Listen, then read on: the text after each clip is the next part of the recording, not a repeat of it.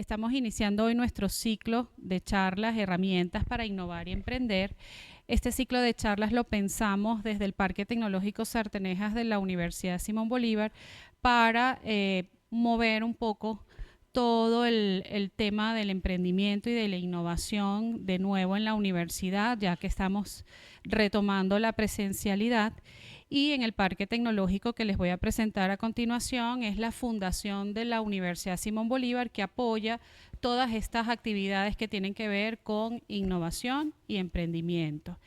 Este ciclo de charlas lo hemos pensado para transmitir conceptos básicos o mostrarles herramientas que van a ser de utilidad en caso de que ustedes tengan una iniciativa de negocios que quieran desarrollar y llevar a cabo, o también para todos los que están trabajando en sus tesis de grado o que están haciendo proyectos de investigación y desarrollo, los mismos profesores que tienen proyectos interesantes y resultados interesantes de innovación y de investigación, y queremos ver si logramos convertirlos en productos y servicios que puedan ser de utilidad para nuestra sociedad y que a la vez, siendo negocio, puedan recibir una compensación económica por todo el esfuerzo y todo el tiempo invertido. Entonces, se va a estar desarrollando los días miércoles de 10:30 a 12. Probablemente terminemos casi todos los miércoles antes de las 12. Son charlas cortas, queremos como sembrarles y darles tips de información que les puedan ser de utilidad, y como objetivo o fin último lo que queremos es que, además de conocer al parque y conocer lo que estamos haciendo allá, es motivarlos a identificar ideas, así sean lo que llamamos una idea de servilleta, que no la han desarrollado, pero se les ocurrió, estaban sentados en el Ampere conversando con sus compañeros y dijeron, mira, me encantaría hacer este negocio. Entonces es desde una idea de negocio hasta ya un proyecto que esté más avanzado y que, como les dije, podamos identificarlo y podamos apoyarlo y podemos hacer que sea una realidad. Vamos a estar, como repito, todos los miércoles de 10 a 12, 10:30 a 12, aquí en este espacio de la Biblioteca Central de la Universidad Simón Bolívar. Si por casualidad algún miércoles tenemos algún otro evento aquí, vamos a estar informando a través de nuestras redes y de nuestra página web dónde va a ser la charla. La semana que viene vamos a estar hablando sobre herramientas para plasmar los modelos de negocio. Vamos a tener otra charla el siguiente miércoles que tiene que ver con vigilancia tecnológica e inteligencia competitiva. Eso es bien interesante porque incluso vamos a estar hablando de cómo hacer búsquedas inteligentes a través de la web, de la internet, y eso les sirve hasta para los trabajos académicos que ustedes estén haciendo. Vamos luego a estar hablando de modelos de negocio basados en el conocimiento, es decir, con lo que ustedes hacen en la universidad, cómo puedo yo pensar en qué tipo de negocio puedo hacer. Luego vamos a estar hablando de la marca en el emprendimiento y vamos a terminar con una charla sobre innovación, emprendimiento y sostenibilidad. Vamos a tener como invitados a profesores expertos de la Universidad Simón Bolívar, pero también algunos profesores expertos de otras universidades y de otras instituciones. Por ejemplo, para el tema de marca vamos a tener a la doctora Neta Angulo. Ella es la presidenta del Colegio Venezolano de Agentes de la Propiedad Intelectual. Vamos a tener a Loren Giró, nos va a estar acompañando Maribel, que es mentora, coach y especialista en todos los temas de emprendimiento, sobre todo ahorita está trabajando mucho con todo lo que es emprendimiento digital y herramientas para digitalizar y hacer este tipo de emprendimientos tecnológicos. Les voy a comentar ahorita a continuación un poquito sobre qué es el parque.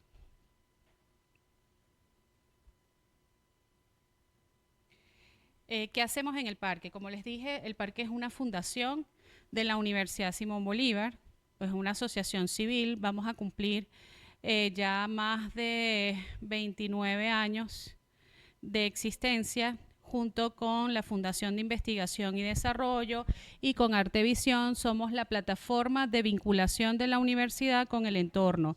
Cada una de nuestras asociaciones o fundaciones de la universidad tiene un objetivo en particular. FUNINDES trabaja haciendo consultoría, aprovechando todo el conocimiento que hay en la universidad, hace consultoría para el sector empresarial y también es el encargado de manejar toda la parte de cursos no conducentes a título para el público en general.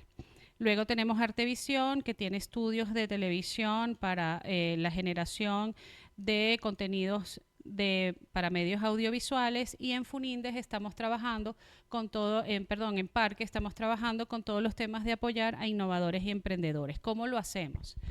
Trabajando desarrollo tecnológico a través de nuestro laboratorio de innovación y emprendimiento. Ese laboratorio está aquí en la universidad, replica un poco todo este trabajo que hacen en los equipos, por ejemplo, de Fórmula SA, etcétera, pero la idea es que bajo la tutela del profesor Renzo Bocardo, tienen proyectos o requerimientos de empresas para hacer desarrollo tecnológico y se arman equipos con los especialistas de la universidad, con egresados o con estudiantes de la universidad para hacer ese primer prototipo y ese desarrollo que necesita esa empresa. Un ejemplo es Suinca. Suinca es uno de nuestros aliados y con ellos durante la pandemia se desarrolló un equipo para potabilizar agua. ¿Se acuerdan que durante la pandemia había mucha escasez de agua y además el agua estaba llegando en muy malas condiciones?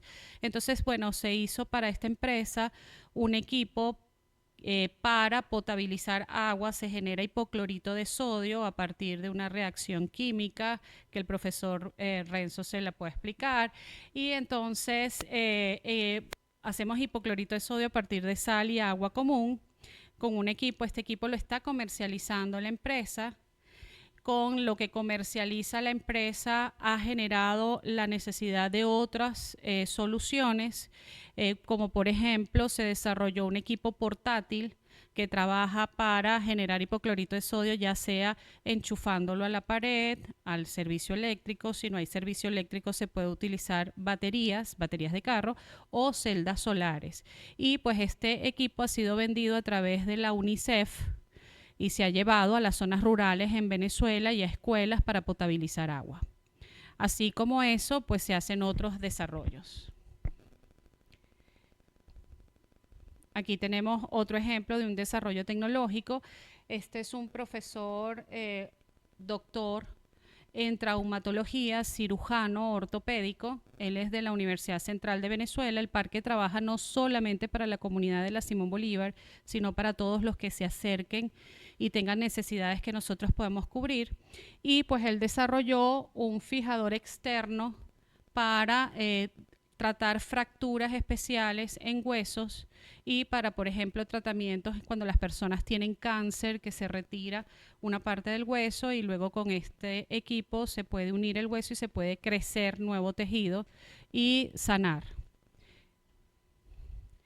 Luego, pues trabajamos apoyando emprendedores para crear sus empresas, lograr que esa idea de negocio evolucione, crezca y se concrete y facture.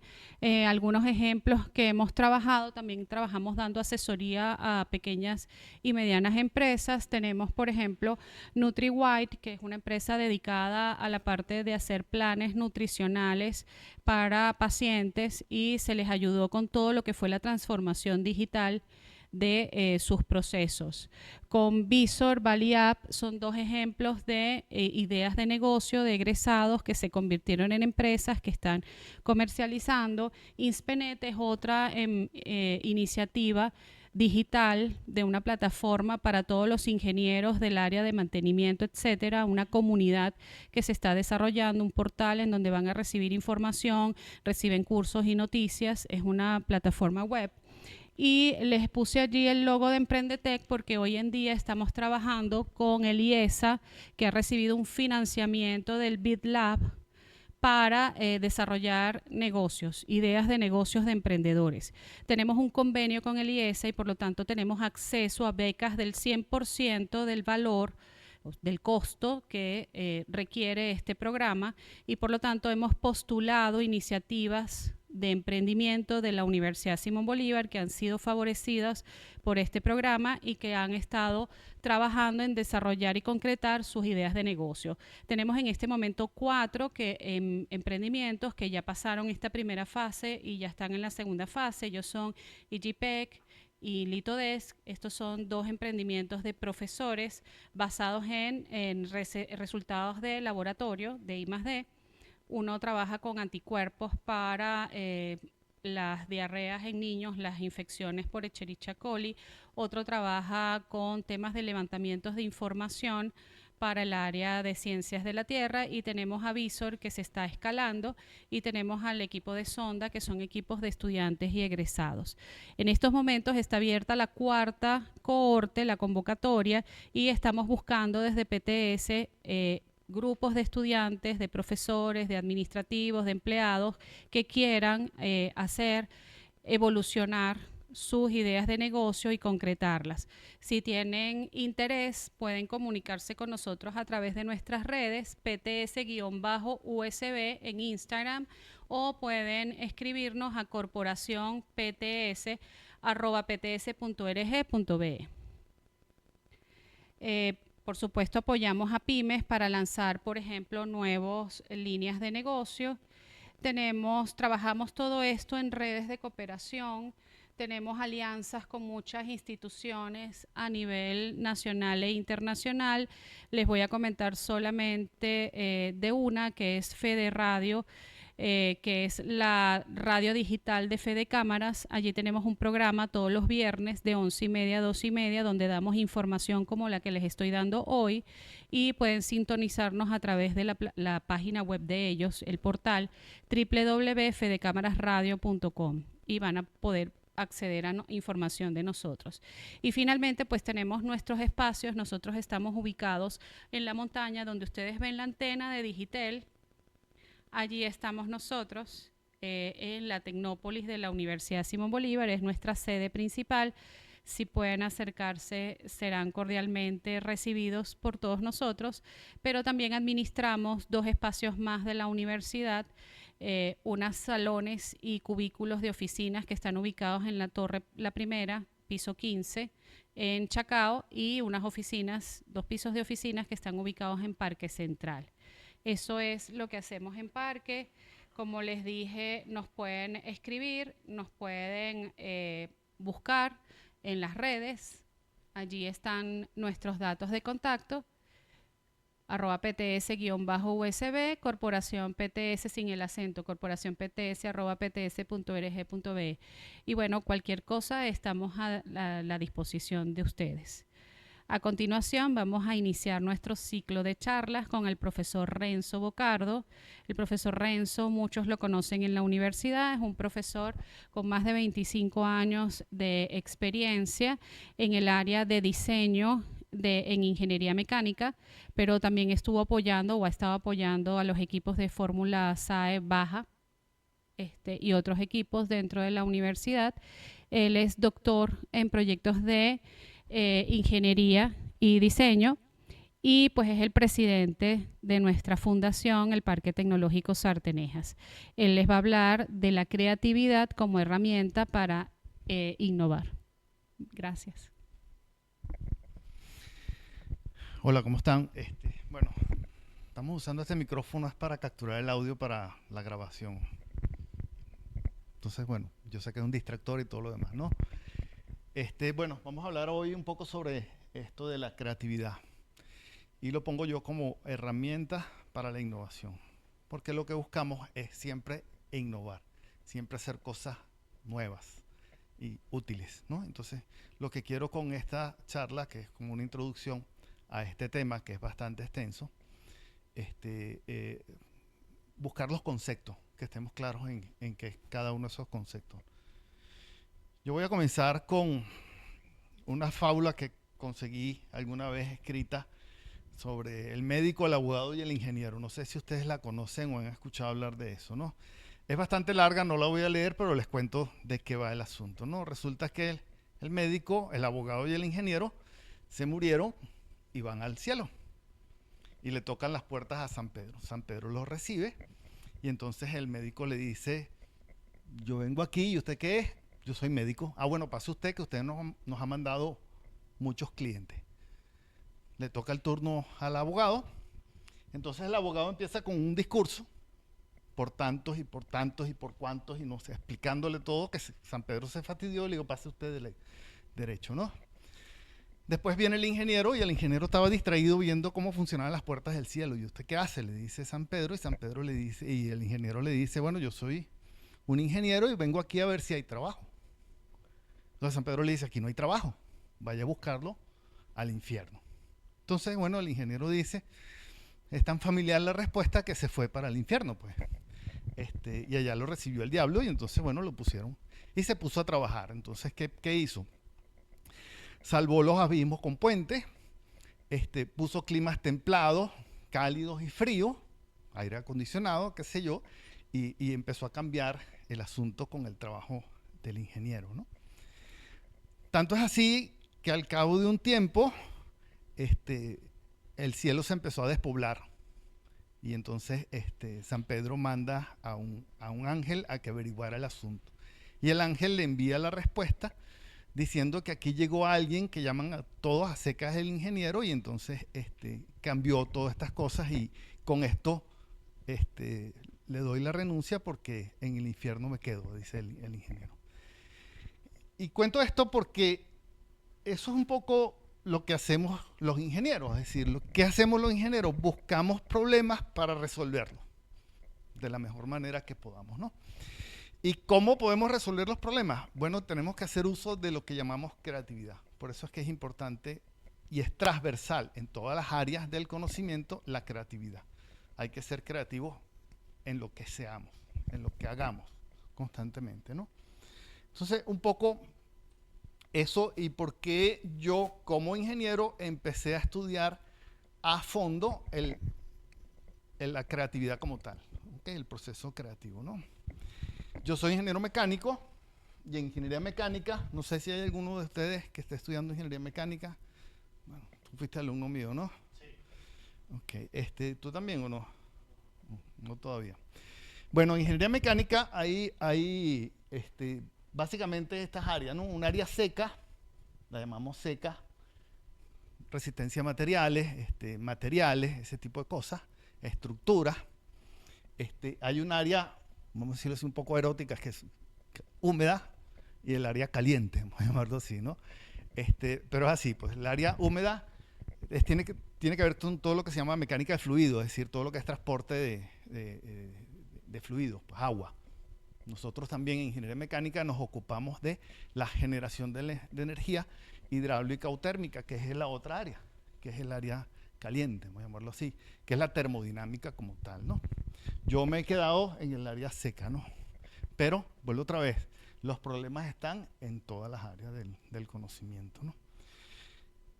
Por eso he estudiado un poco esto de la creatividad, y concretamente en el diseño de máquinas, ¿no? El problema de diseño es el verdadero problema. Digo el diseño de máquinas porque, bueno, de hecho tenemos el laboratorio, desarrollamos equipos, desarrollamos cosas. Vuelvo otra vez, y para eso necesitamos hacer uso de la creatividad. Pero yo pongo ahí que el problema de diseño es el verdadero problema, porque saber cuál es el problema que uno tiene que resolver es el verdadero problema. Una vez que uno sabe qué es lo que tiene que resolver, lo que tiene que hacer es resolverlo, pues ya está. Pero darse cuenta de cuál es el problema, identificar ese problema, es digamos, lo básico y lo más importante. Bien, para eso hay un método, hay una metodología. De hecho, una de las materias que damos en ingeniería mecánica se llama metodología del diseño. Y una metodología del diseño empieza por el problema, lo que llamamos el estado del arte, que son, digamos, los antecedentes, todo lo que conocemos acerca del problema y las posibles soluciones. Después tenemos ideas, después seleccionamos esas ideas, producimos esas soluciones y evaluamos a ver cuál es la alternativa de solución más adecuada.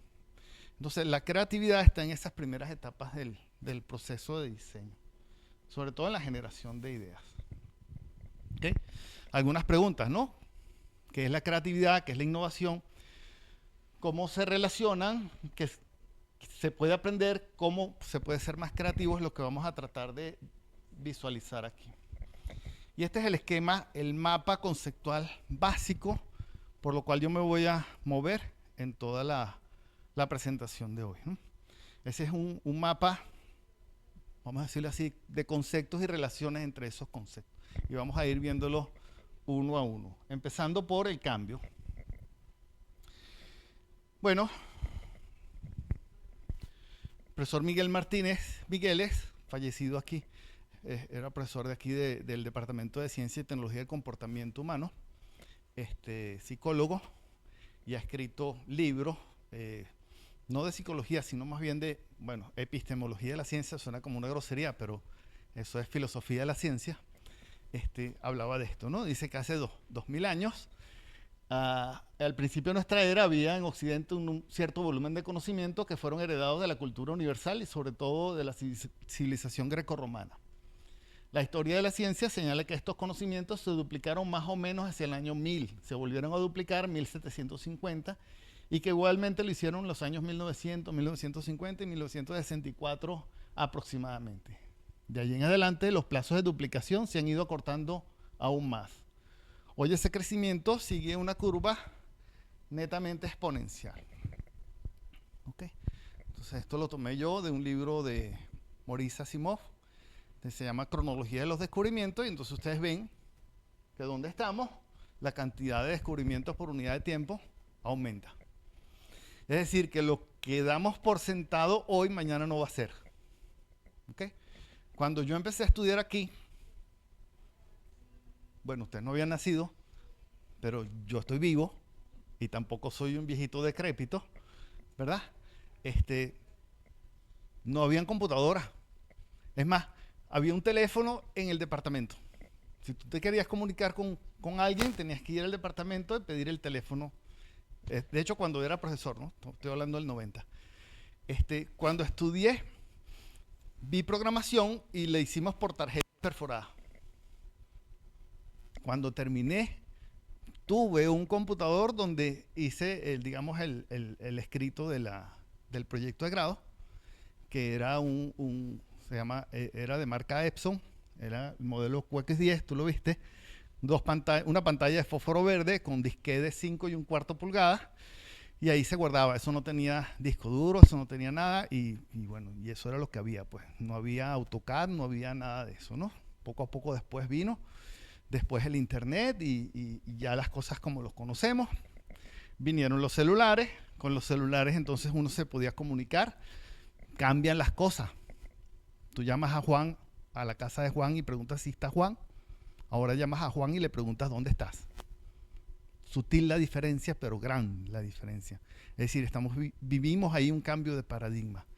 Del dibujo de lápiz y papel para el dibujo técnico, al SolidWorks, al AutoCAD primero, al SolidWorks y así sucesivamente.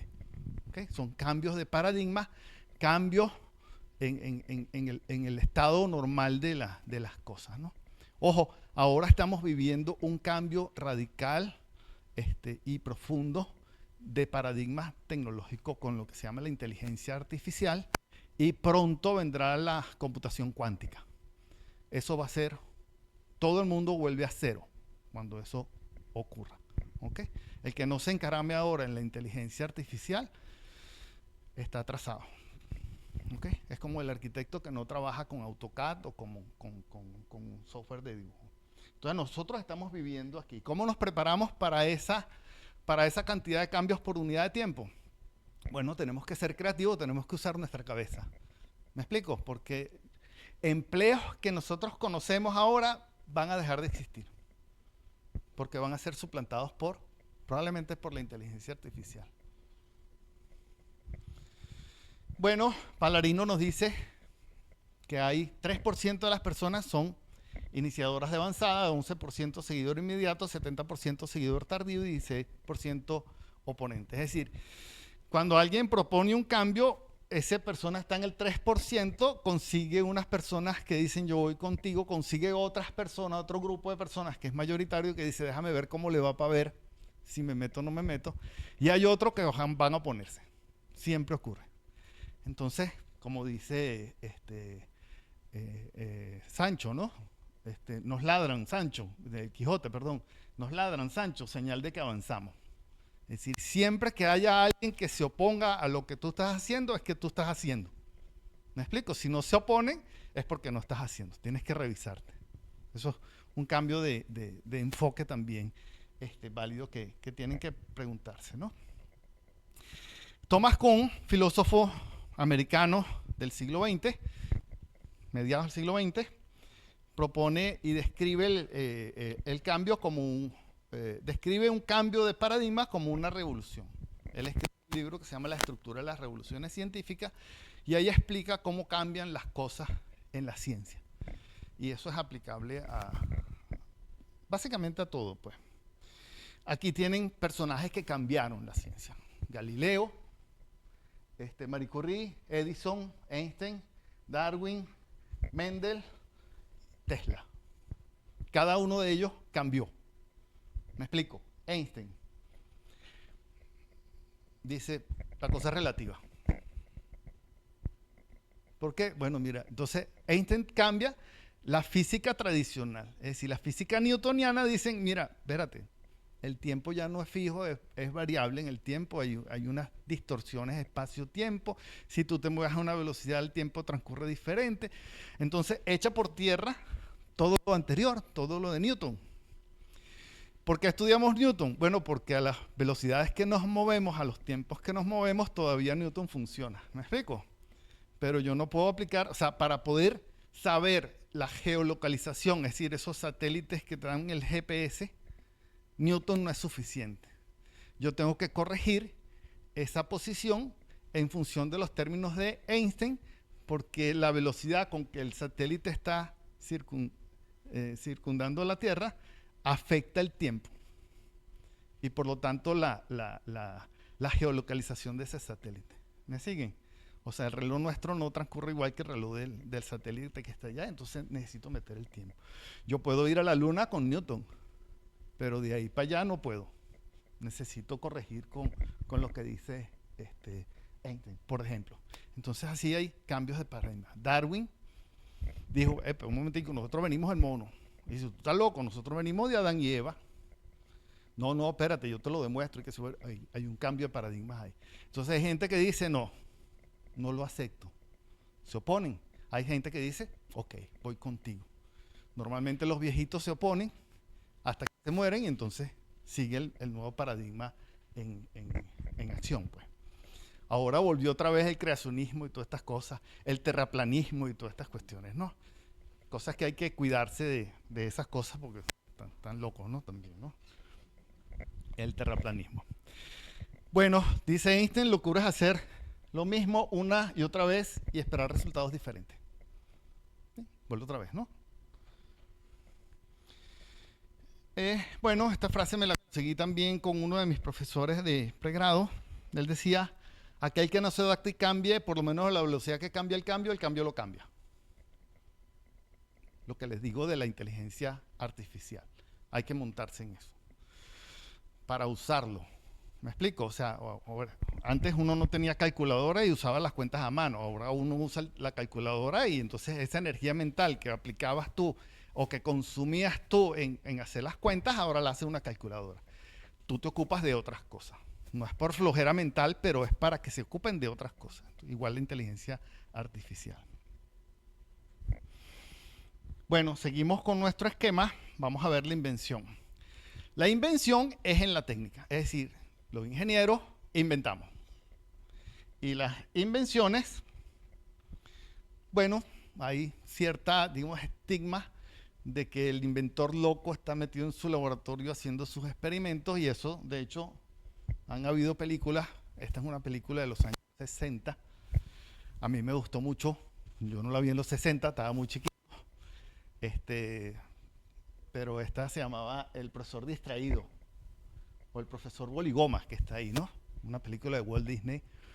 El señor inventa, era un inventor, un profesor, científico, inventa una sustancia que la ponía a rebotar y cada vez no cumplía la primera ley de termodinámica, pues, cada vez generaba energía y cada vez rebotaba más alto, ¿no?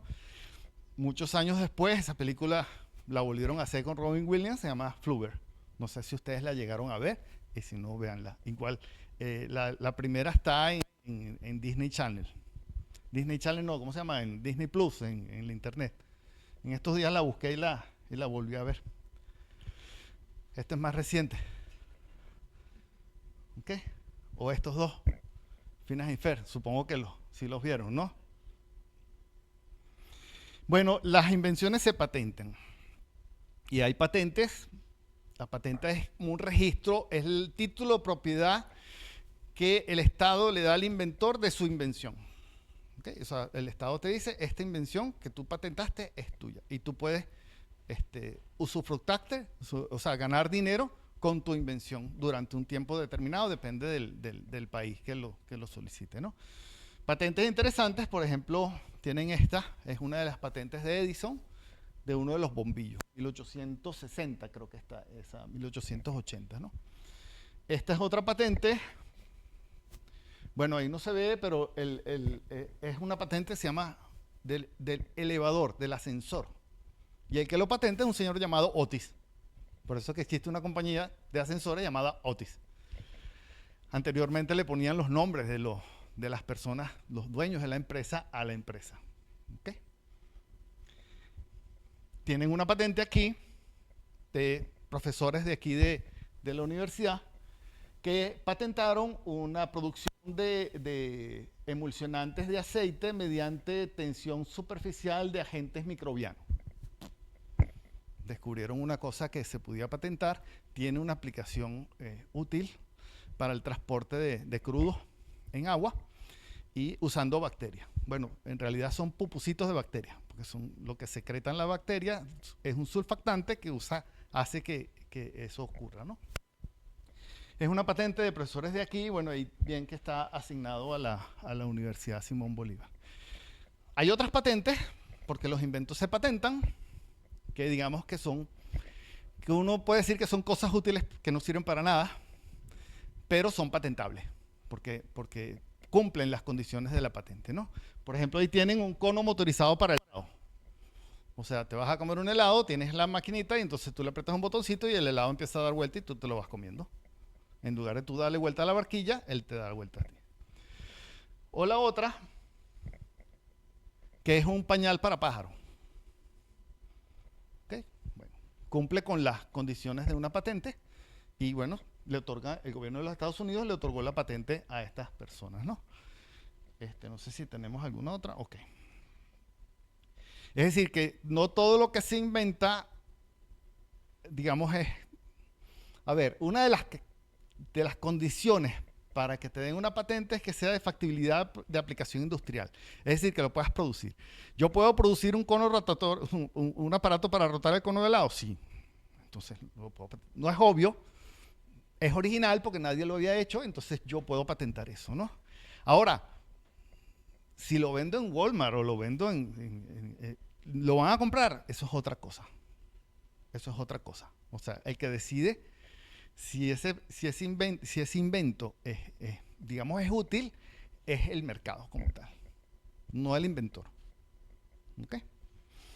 Entonces, en la ciencia es el descubrimiento. El descubrimiento en la ciencia, que tenemos unos ejemplos, ¿no? Newton se dice que estaba debajo del arbusto de manzana y le cayó una manzana y entonces empezó a preguntarse por qué. ¿Por qué yo atraigo a la manzana? Y empezó a ver cómo esbozo mis ecuaciones de la gravitación universal. Eso lo descubrió, es decir, la gravedad estaba ahí. Él simplemente la expresó matemáticamente. Pero para que Newton pudiera expresar eso matemáticamente, tuvo que inventar algo que a nosotros no nos gusta mucho, que es el cálculo infinitesimal. O sea, Newton inventó el cálculo infinitesimal para poder expresar las leyes de la gravitación universal. ¿Okay?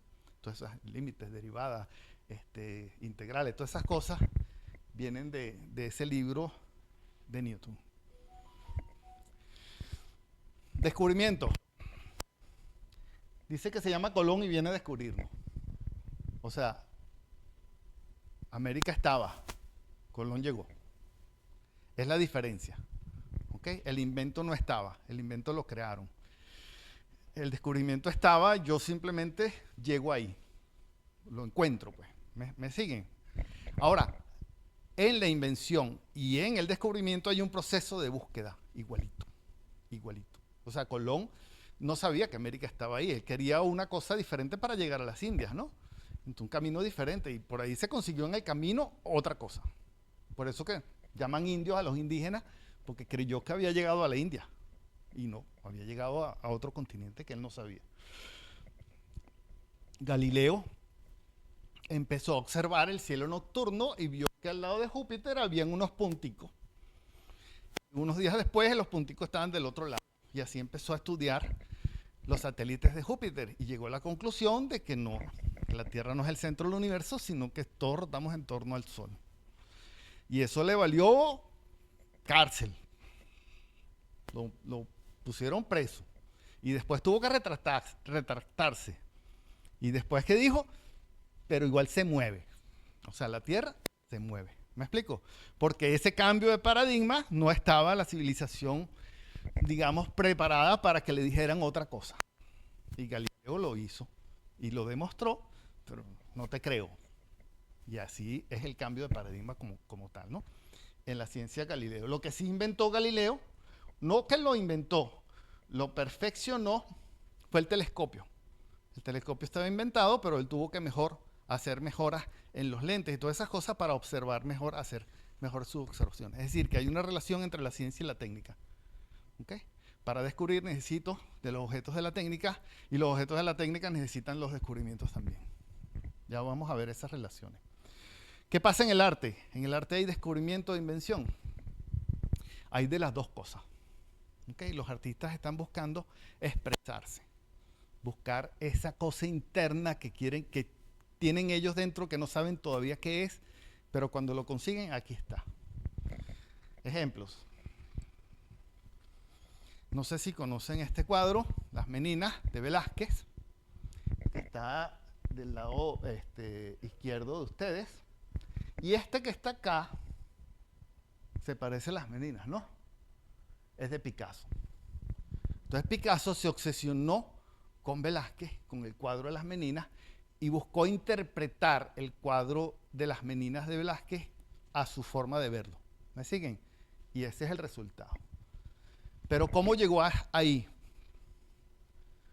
Por múltiples estudios. Hay cantidades de bocetos, esquemas y estudios que hizo Picasso a cada una de las partes del cuadro para poder entender qué es lo que estaba tratando de expresar Velázquez y él expresarlo a su manera, interpretarlo. ¿Me siguen? Ahí está el proceso de búsqueda del propio artista como tal. Tienen al maestro Cruz Diez. Teníamos una obra aquí de Cruz Diez.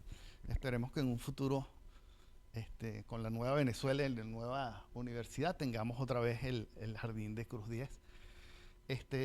Pero pongo aquí a Cruz Diez porque él era un incansable buscador. O sea, él, una vez lo escuché en una entrevista y él decía que él iba caminando y veía un poste y entonces decía, ¿qué puedo hacer yo con ese poste? Y entonces hacía un diseño para el poste. Y veía una papelera y dice, ¿qué puedo hacer yo con la papelera? Y hacía un diseño para la papelera. Y veía el paso peatonal y dice, bueno, yo esto lo puedo transformar. Y veía una estructura y de ahí lo puedo transformar y ahí se imaginaba cosas. Y de repente algún alcalde le decía, maestro, ¿qué podemos hacer con...? Ya te lo tengo. ¿Me siguen? O sea, el pensamiento de Carlos Cruz Diez era de esa forma. Un trabajador incansable. Estaba buscando a ver dónde podía meter su cuestión de arte, ¿no? En sus inicios, él pintaba figurativamente, como todos. Niñitos barrigones con ranchitos, con piso de tierra, y entonces llegó un momento y se preguntó, oye, pero a mí no me gusta esto, porque esto es muy triste, entonces yo quiero buscar otra cosa, y empezó a buscar ese nuevo concepto, y vio que entrelazando dos colores se fabricaba un tercer color que no aparecía, y entonces por ahí empezó a trabajar Cruz Diez con sus obras que hoy las conocemos. Cuando vamos al aeropuerto internacional pisamos el Cruz Diez y todo. De hecho, aquí hay una obra afuera, ¿no? En la entrada. Bien, entonces en el arte también hay ese proceso de búsqueda, igualito que en la técnica, igualito que en la en la ciencia. Seguimos con nuestro esquema y vamos ahora con la innovación, que es la razón de ser. ¿Okay? ¿Qué es eso de innovación? Bueno, cuando una idea original y útil va al mercado y el mercado la acepta. Entonces, para que algo sea considerado como innovación, tiene que haber la aceptación del mercado. ¿Ok? Es decir, si yo pongo el pañal para pájaros y lo pongo en Walmart y Walmart vende millones de pañales para pájaros, entonces el pañal para pájaros será una innovación. Mientras no se venda, es una invención. ¿Me siguen? O sea, una innovación es una invención con éxito económico. O sea, tiene esa necesidad. Tienes que meterte un billete, el inventor se va a meter un billete en el bolsillo. Bueno, no siempre. Tesla murió pobre, pero bueno, porque se dio las patentes a Westinghouse para poder, para que no fuera la quiebra de ese y poderle ganar la carrera a Edison. Se dio las patentes, entonces murió loco, solo y qué sé yo, metido en una habitación de un hotel en Nueva York. Creo que fue el asunto con... Pero volvemos otra vez, innovación entonces es una invención con éxito económico. Necesita tener éxito económico, ¿no? Hay innovación en la introducción en el mercado de un nuevo bien, la introducción de un nuevo modelo de producción, la apertura de un nuevo mercado, conquista de una nueva fuente de suministro de materias primas, la implantación de una nueva estructura de mercado, por ejemplo, posiciones de monopolios, etcétera, ¿no? Bueno, ya hay una entrevista de trabajo de IKEA. No sé si conocen IKEA. Una tienda de muebles, pero te venden los muebles desarmados. Entonces, bueno, digamos, el que va a entrevistar le dice, bueno, arma tu silla y vamos a hacer la entrevista. Una forma. IKEA cambió, revolucionó, innovó en el área de la venta de muebles por la forma que está, por el mercadeo que la está haciendo y por la forma en los cuales lo vende, ¿no? Y están en todo el mundo, menos aquí. Ford no inventó el automóvil, inventó la línea de producción que permitió bajar los costos del automóvil para que fuera asequible a mucha gente. ¿Okay? Este señor de Mestral dicen que se iba a pasear con su perrito por el monte en Francia, por las montañas, y de regreso tenía que quitarle todas las semillitas que se pegaban en el pelo del perrito. Y entonces empezó a estudiar por qué las semillitas se pegan en el pelo del perrito. Y entonces sintetizó un material que pudiera tener la misma propiedad. Es lo que llamamos ahora el velcro, el cierre mágico. Eso es invento del señor de Mestral, 1956. ¿Okay? Y ahí está la patente de señor ¿no? Este es el que inventa el celular. Creo que fue Motorola. Ya no son invenciones de personas, sino invenciones ya colectivas, ¿no? Los cambios son muy rápidos, entonces ya la persona inventando sola no es suficiente. Este es el de Twitter y esta es una de las patentes de Twitter. Ahora se llama X porque la compró Elon Musk, ¿no? Bueno.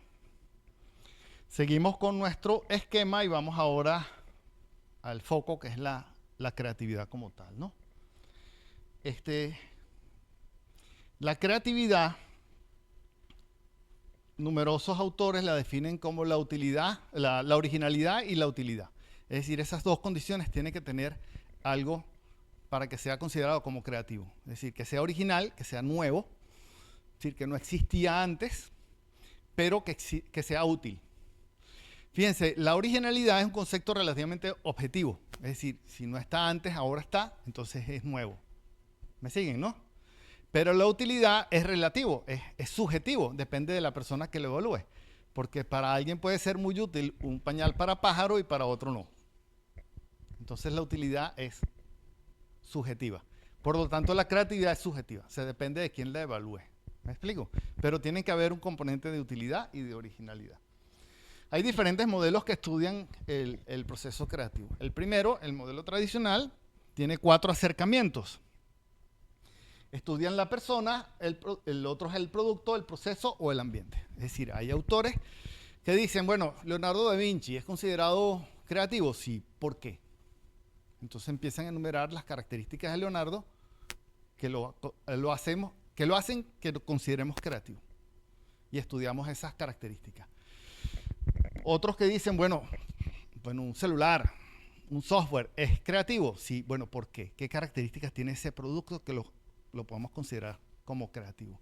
Igualito como proceso, es decir, ¿cuál es el proceso que se sigue para de un problema tener una solución creativa? Hay un proceso como tal, hay gente que estudia cuál es ese proceso. Y hay gente que estudia el ambiente. ¿Cómo podemos propiciar la creatividad cambiando el ambiente? ¿Okay? Esos son los 4 enfoques tradicionales del estudio de la creatividad, que se llama el modelo de las 4P. Lo pusieron así, 4P. Producto, proceso, persona y ambiente. Pero en inglés le llaman PRESS. Entonces por eso lo forzaron a las 4P. Hay otros. Esta señora se llama Teresa Amabile. Es de la Escuela de Negocios de Harvard. Dice que la cosa es un poco más compleja y existen relaciones entre cada cosa, ¿no?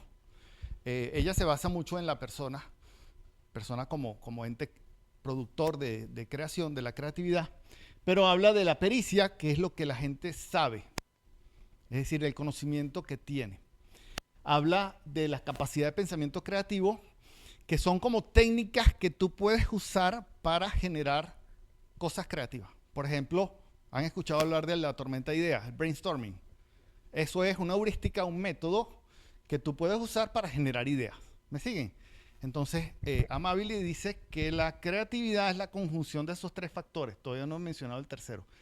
Los conocimientos, la capacidad de combinar esos conocimientos en cosas nuevas, que son esas heurísticas, que son esos métodos. Y lo tercero es la motivación. Si la persona no está motivada a hacer una tarea, pues no la va a hacer. O la va a hacer a regañadientes. ¿Me explico? Amabile hace mucho hincapié en la motivación y la divide en motivación interna y externa. La motivación interna es lo que yo quiero hacer, lo que a mí me nace, lo que yo deseo. Y la motivación externa es el premio que te dan porque si tú haces bien el examen te pongo buena nota.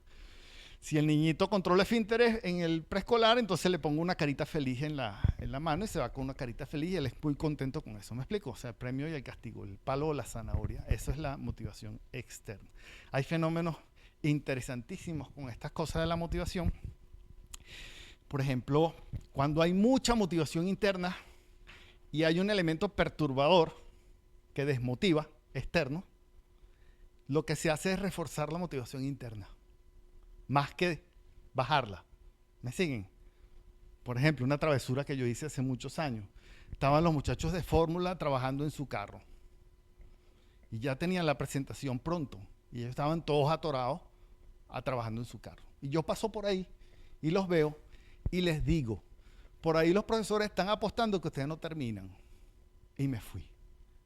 O sea, imagínense el baño de agua fría que yo les acabo de dar. O sea, los profesores están apostando a que ustedes no terminan. El día de la presentación, a mí se me olvidó, el día de la presentación me llega un muchacho y dice, vio profesor, que sí terminamos. O sea, que lejos de ese baño de agua fría de desmotivarlo, lo que hizo fue reforzar. ¿Cómo que no terminamos? Claro, yo lo veo ahora como un reto. ¿Me siguen? Y ahora trabajo mucho más duro para que eso se dé.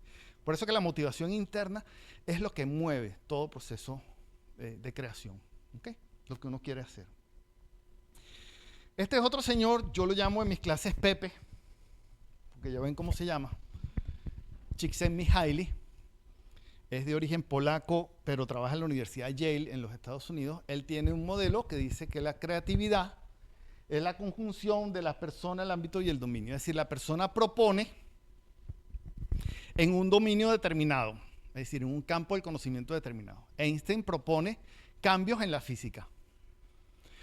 Ahora, alguien tiene que decir que lo que propone Einstein vale o no vale. Es decir, alguien tiene que emitir un juicio y eso es lo que hace el ámbito. O sea, el que le corrige la tesis doctoral, el que le revisa los artículos, todas esas cosas es el ámbito. El ámbito da permiso que ese nuevo conocimiento que es propuesto por esa persona entre al conocimiento, digamos, de todos. ¿Me explico? Si el ámbito no da permiso, entonces no es creativo, por lo menos por ahora, ¿no? Aquí hay cosas que han pasado en la historia de la humanidad, por ejemplo, Mendel, ¿se acuerdan de Mendel? Estaba combinando guisantes en sus planticas, metido en unas montañas, en un monasterio, escribe sus cosas, pero nadie lo leyó. Mendel propone en un campo, que es la biología, la genética, la herencia, nadie lo lee. Entonces Mendel no es creativo, hasta que alguien descubre, mira, esto lo dijo este señor y tiene razón. Ah, entonces sí, ¿me explico? Entonces cuando alguien se lo reconoce, entonces ya eso forma parte ahora del acervo cultural de la humanidad, porque ahora reconocemos a Mendel como el propulsor de las leyes, el que propone las leyes de la herencia, ¿no? O sea que según el modelo de Pepe Csikszentmihalyi, Mendel no es creativo hasta después de su muerte, cuando alguien leyó sus manuscritos. ¿Me explico? Eso es otra cosa que está. O sea, el que define que alguien es creativo o no es el ámbito también. Hay un proceso ahí de evaluación. Bueno, volvemos otra vez a la cantidad de ejemplos que hay en la ciencia y en la técnica sobre estos procesos creativos como tal. Inteligencia. Esto es otra palabra interesante de ver. La inteligencia es el uso del conocimiento. Normalmente se tiene como concepto de la inteligencia el que hace bien las cuentas de matemática o el que puede expresarse bien de forma verbal o escrita. ¿Me explico? Es decir, la inteligencia lógico-matemática y la inteligencia verbal o escrita, que eso era lo que se podía medir en los test de coeficiente intelectual. Pero hay nuevos autores, por ejemplo, Gardner, que habla de que la inteligencia no es solamente la lógico-matemática y la verbal, sino hay otra cantidad de inteligencia. Él propone, creo que al final tenías hasta 13 inteligencias, es decir, una inteligencia espacial, una inteligencia kinestésica, una inteligencia interpersonal, capacidad de relacionarse, una inteligencia intrapersonal, esa capacidad de relacionarse con uno mismo, ¿no? Hay personas, por ejemplo, que no pueden estar solas, tienen que estar con alguien siempre. Si están solas se sienten mal, entonces no tienen esa inteligencia intrapersonal. Hay otras personas que no pueden relacionarse, les cuesta mucho, entonces les falta inteligencia interpersonal. ¿Me explico? Él habla de la inteligencia naturista, de la inteligencia espiritual, o sea, cantidades de cosas que, digamos, dentro de su definición de inteligencia entran, ¿no? Por ejemplo, un músico. Un músico tiene que tener una inteligencia espacial porque tiene que mover su cuerpo en función de lo que está, pero también tiene una lógica matemática también ahí metida, porque tiene que leer todas esas cosas. Y la base de las partituras es prácticamente matemática, son sucesiones de números, pues, de una forma u otra, ¿no? Un bailarín, una bailarina tiene que moverse en el espacio y tiene que tener habilidad de moverse kinestésicamente. ¿Me explico? Lo que dice Gardner es que las inteligencias no se dan de forma individual, sino, ¿cómo se llama? Se dan múltiples, tal cual como lo dice Gardner, ¿no? Y eso cambió, vuelve otra vez el paradigma del estudio de la inteligencia. Ya no es solo una, no solo dos, sino son múltiples inteligencias, ¿no? Todos los psicólogos ahora, esto es un cambio brutal. Otro señor que habla sobre la inteligencia es Stenberg, también americano. A mí me gusta mucho el modelo de Stenberg porque él habla en un libro que se llama Inteligencia Exitosa, habla de eso, de la inteligencia exitosa. Y él dice que son 3 cosas que tienen que darse simultáneamente para el éxito. Él habla de la inteligencia analítica, la inteligencia práctica y la inteligencia creativa. La inteligencia analítica se encarga de resolver los problemas. ¿Okay? Yo tengo un problema, lo resuelvo. ¿Me siguen? La inteligencia creativa se encarga de buscar cuáles son los problemas que vale la pena resolver. Y la inteligencia práctica es llevar a la práctica, es decir, ejecutar esa solución. Entonces él dice que el éxito depende de la conjunción de las 3 cosas. El que busca los problemas, el que sabe cuál es el problema que vale la pena resolver, el que los puede resolver y el que los lleva a la práctica. Porque si tú te quedas en uno solo, no consigues el éxito. ¿Me explico? Yo me he conseguido con mucha gente en mi carrera aquí universitaria y profesores, colegas, que son muy creativos. Tienen buenas ideas, buenos problemas, pero son incapaces de llevar ese problema a la práctica. Entonces no lo resuelven y entonces se quedan en buenos problemas. ¿Me explico? Lo que quiero decir con esto es que si ustedes van a emprender una nueva acción, un nuevo negocio, una nueva cosa, rodéense de las tres cosas. No tiene mucho sentido de que todos seamos analíticos y nadie va, digamos, a ejecutar esas cosas. Tenemos que ser creativos, analíticos y prácticos, y entonces las personalidades de cada quien tienen que estar conjugadas de esa manera para el éxito. Es un modelo que propone Robert Sember como inteligencia exitosa. Goleman habla de la inteligencia emocional. Entonces, dentro de ese cóctel de inteligencia, Gardner, Stenberg y ahora Goleman, las emociones tienen que ver. Las decisiones que uno toma en la vida son emocionales, no son racionales. Uno puede justificarlas racionalmente, pero es la emoción la que te obliga a ti a tomar una decisión. ¿Me explico? Y eso lo saben las empresas. Por ejemplo, un Mercedes-Benz. La puerta del carro Mercedes-Benz tiene un sonido característico. Y es una puerta que suena cuando tú la cierras de esa manera.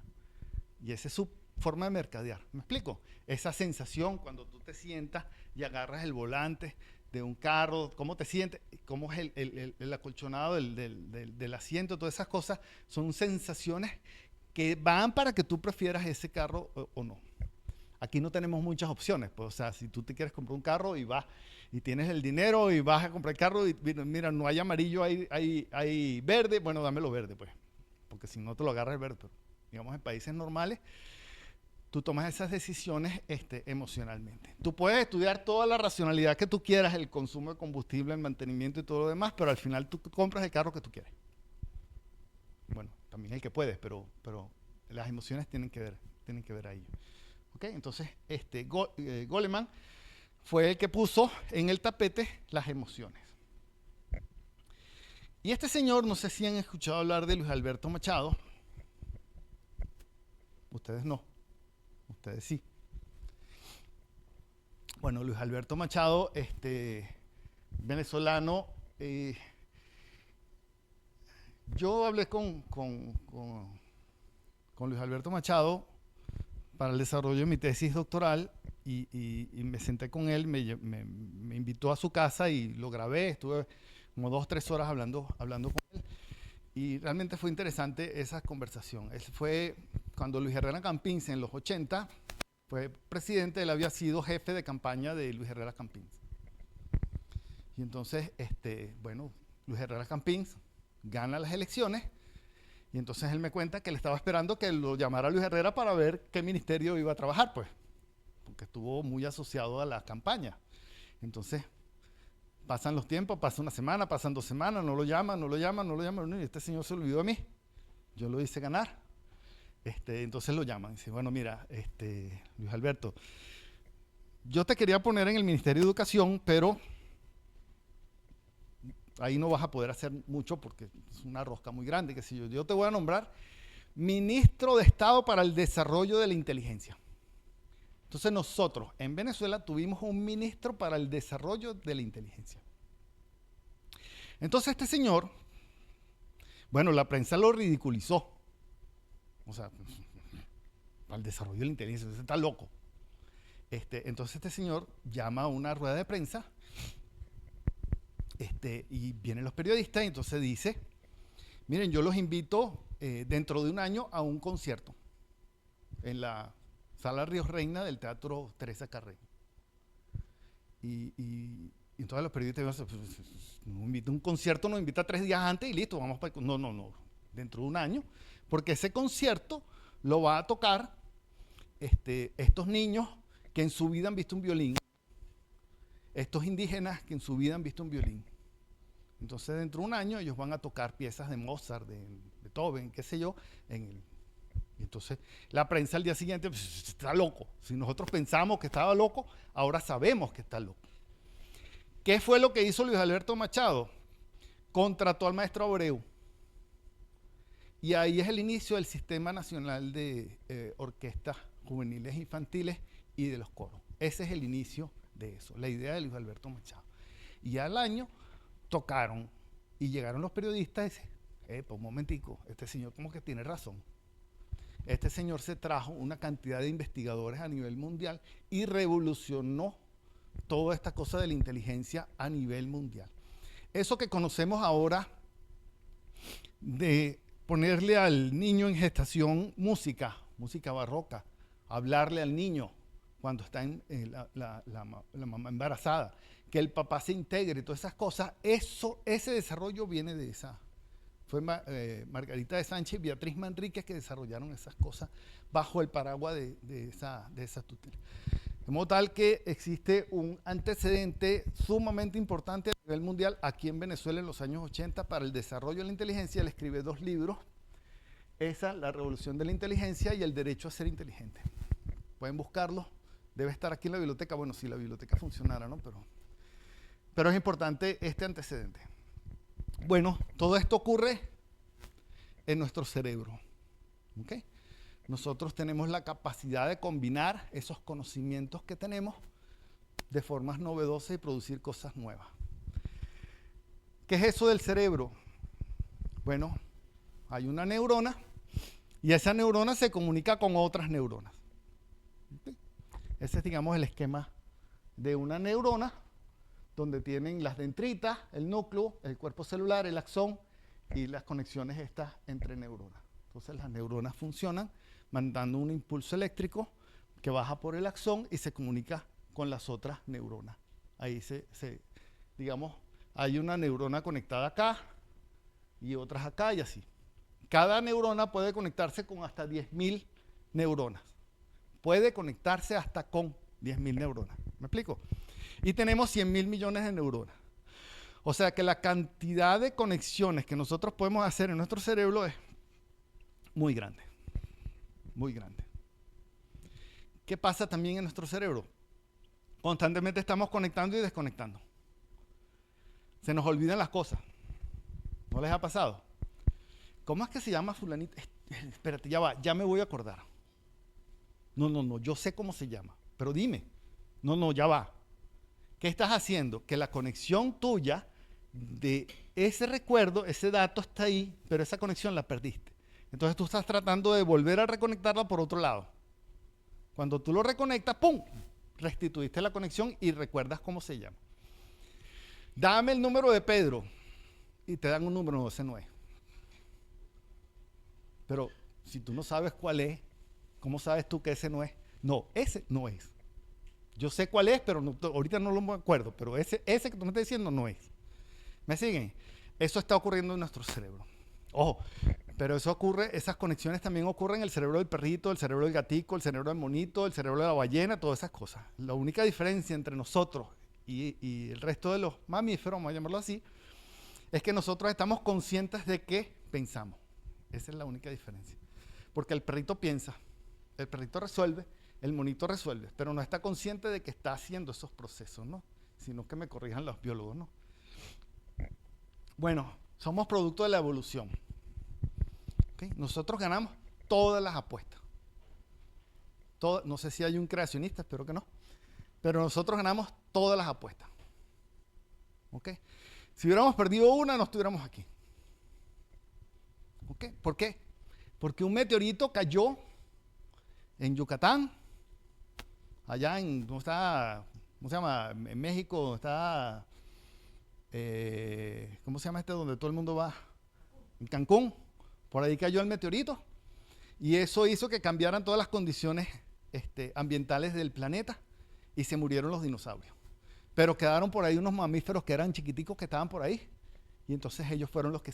O sea, si ese meteorito hubiera caído en un ángulo diferente y no hubiera matado a los dinosaurios, entonces ahorita la sociedad fuera de dinosaurios, ¿no?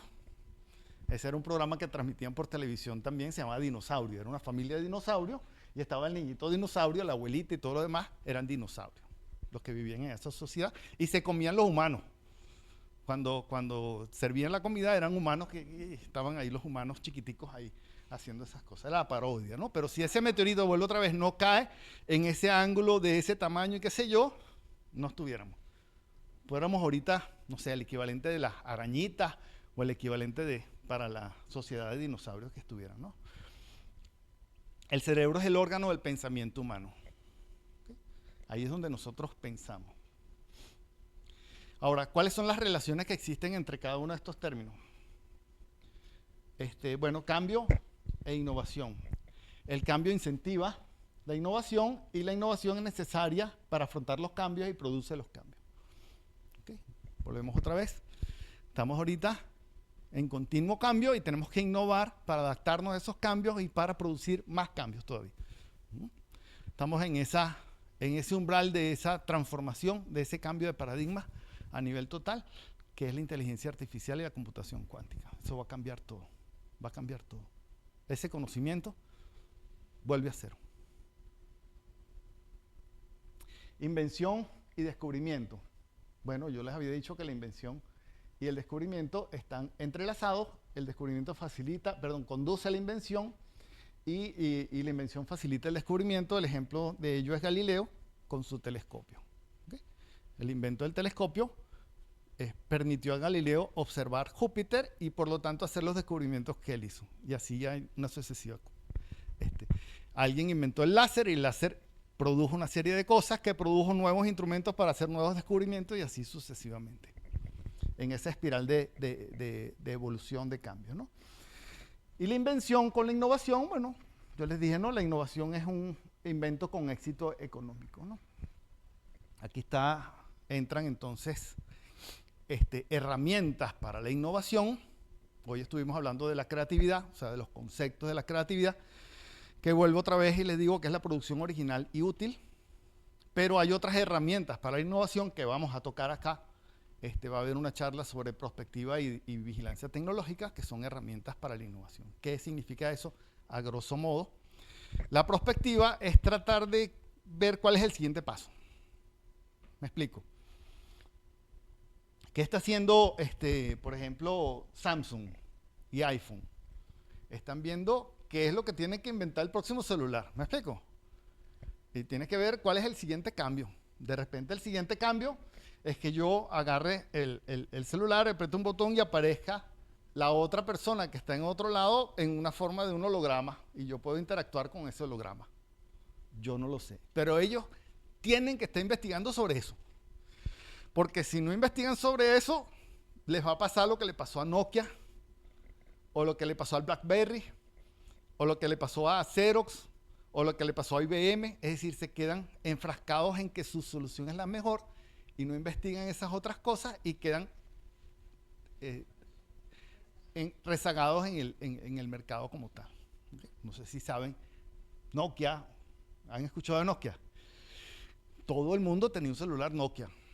Esa era una cosa que se caía, pero llegó el BlackBerry y lo quemó. Y ahora después llegó Samsung y quemó. Y así van evolucionando. Si no estás haciendo prospectiva tecnológica en esas empresas, vas a quedar atrás. Y vigilancia tecnológica es qué es lo que están haciendo los otros, por dónde van las cosas. Es decir, Epson como productor de impresoras tiene que ver qué está haciendo HP como productor de impresoras. ¿Me explico? Y HP seguro compra impresoras Epson y Epson seguro compra impresoras HP para poderlas desarmar y ver qué es lo que tiene por dentro. Porque yo tengo que estar pendiente qué patentan y todas esas cosas. Tengo que estar pendiente de todas esas cosas. Colgate, Palmolive, con Procter & Gamble, por ejemplo. ¿Qué producto estás vendiendo? ¿Qué estás formulando? ¿Qué cosas estás inventando? Para yo saber por dónde están mis competidores. No significa que me vaya a meter como una espía a ver qué es lo que están haciendo en sus laboratorios. No, esa no es la idea. Es la información que está al público. Pero hay formas y técnicas para hacer vigilancia tecnológica. De eso les va a hablar ahora en una futura charla. Son herramientas para, como les dijo ahí, orientadas a la búsqueda de oportunidades. Es decir, ¿dónde tengo oportunidades para innovar? Y la herramienta orientada a la producción de soluciones es la creatividad, porque una vez que yo identifico qué es lo que quiero hacer, entonces voy y lo hago. Pero tengo que ser creativo para hacer esa cosa nueva y útil. ¿Okay? Y la inteligencia es necesaria para la creatividad. ¿Por qué? Porque si no conocemos, ¿cómo vamos a combinar ese conocimiento de forma nueva y útil? Entonces tenemos que conocer. O sea, que la inteligencia como el uso de esos conocimientos la tengo que tener. Tengo que tener un grado de inteligencia. El que es más inteligente no necesariamente es el más creativo. Y el más creativo no es el más inteligente. pero sí están relacionados ambos términos, ¿ok? O sea, esa relación no es así tan proporcional, así tan directa, ¿no? Bueno, ese es nuestro esquema. Y yo creo que para terminar, tengo esta frase, dice que los estudiosos de la creatividad son de dos tipos, los que hablan de creatividad y los que usan la creatividad. Volvemos a Stenberg, inteligencia analítica, práctica y creativa. Hay gente que habla de la creatividad, bueno, no es suficiente hablar de la creatividad, sino usarla como tal. ¿Okay? El cerebro es un músculo y como músculo, si tú lo usas, lo vas a desarrollar. Tú le metes más conocimiento y metes más heurísticas, como dice Amabile, pericia, habilidades de pensamiento creativo y motivación para producir creatividad como tal.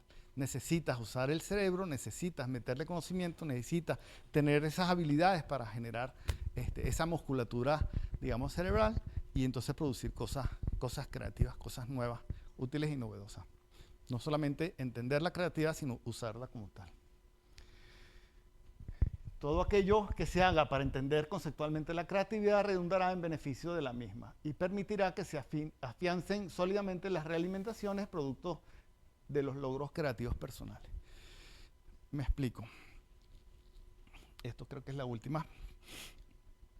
A ver, yo puedo montarme en mi carro, prender el carro y manejar. No pasa nada. Sé que cuando la aguja dice de échale, voy a la bomba, pongo gasolina y se pone F de full. Ya está. ¿Yo puedo manejar? Sí, puedo manejar. Pero yo voy a manejar mejor si yo sé qué es lo que está pasando en ese motor. Si yo sé qué es lo que está pasando en el freno. Si yo sé que si siento un ruidito en los frenos, quiere decir que las pastillas se están gastando y tengo que cambiar eso. ¿Me siguen? O sea, que yo voy a manejar mejor en la medida de que yo conozca ese objeto que estoy usando. Yo me alimento todos los días, pero si yo soy consciente de qué alimentos me producen un beneficio y qué no, qué alimentos en la mañana puedo comer y qué no, si tengo un examen de matemática en la mañana, si me meto una cantidad de carbohidratos, yo voy a estar pesado para el examen, entonces no voy a producir cosas, es preferible comer proteínas para estar pendiente. Si yo sé que el chocolate genera endorfinas y esas me ponen alerta y me ponen contento, entonces como chocolate, ¿me explico? En los momentos en que necesito estar de esa forma, entonces yo me voy a poder alimentar mejor. Es decir, en la medida que uno se conoce, uno podrá funcionar mejor. Igualito pasa con nuestro cerebro. Es decir, si nosotros conocemos cómo trabajamos, vamos a trabajar mejor. O sea, que todo lo que hagamos para entender la creatividad va a redundar en un beneficio para la propia producción creativa. ¿Me siguen? Por ejemplo, hay personas que les gusta pensar creativamente en las mañanas. Hay otras personas que en las mañanas no saben ni cómo se llaman porque todavía están dormidos. Entonces, bueno, si tienes trabajo creativo y tú eres de esa, hazlo en la noche. Y si eres de la mañana, hazlo en la mañana. ¿Me explico? O te reúnes con gente. Yo recuerdo que iba a estudiar y tenía mi grupo y a las 10 de la noche ya yo no servía para nada. Yo cerraba el libro. Y me decía, espérate, el examen es mañana, pero es que yo no estoy perdiendo el tiempo aquí. Y yo me iba, porque yo sé que desde las 10 de la noche yo no sirvo para nada. Hay otros que no, que les gusta más bien, son horas nocturnas. Pues. Entonces uno tiene que aprender a conocerse para ver cómo puede trabajar mejor. Entonces eso es lo que me refiero con esa línea. Y bueno, terminamos con nuestro esquema de esa visión completa, ¿no? De todo este proceso, ¿no? Esta cosa no termina ahí. Mi tesis doctoral, 400 y pico de páginas, digamos, de hablada de pajas de ahí, de las cosas, fue justamente en eso de la creatividad. Y los jurados de la tesis fueron psicólogos. Bueno, había un ingeniero, pero eran 2 psicólogos también que estaban ahí. Entonces, ¿qué hace un ingeniero pisando estos territorios? Bueno, sí se puede entender esa creatividad como tal, ¿no? Incluso uno de ellos era más filósofo de la ciencia que otra cosa, o sea, y el otro también era un estudioso también de todas estas cosas, pero bajo teorías, digamos, un poco distintas a los tradicionales, lo que estamos llamando ahorita la complejidad, la teoría general del sistema y todas esas cosas. Ese fue mi abordaje de mi tesis doctoral. Estuve varios años trabajando en eso. Tengo una materia que se llama teoría de la invención, donde hablamos de todas estas cosas durante un trimestre. que la di el trimestre pasado, pero no sé cuándo se vuelva a abrir. Vamos a ver si la cosa cambia, seguimos. Si no cambia, nos vemos en la internet. Bueno, muchas gracias. No sé si tienen alguna pregunta o comentario.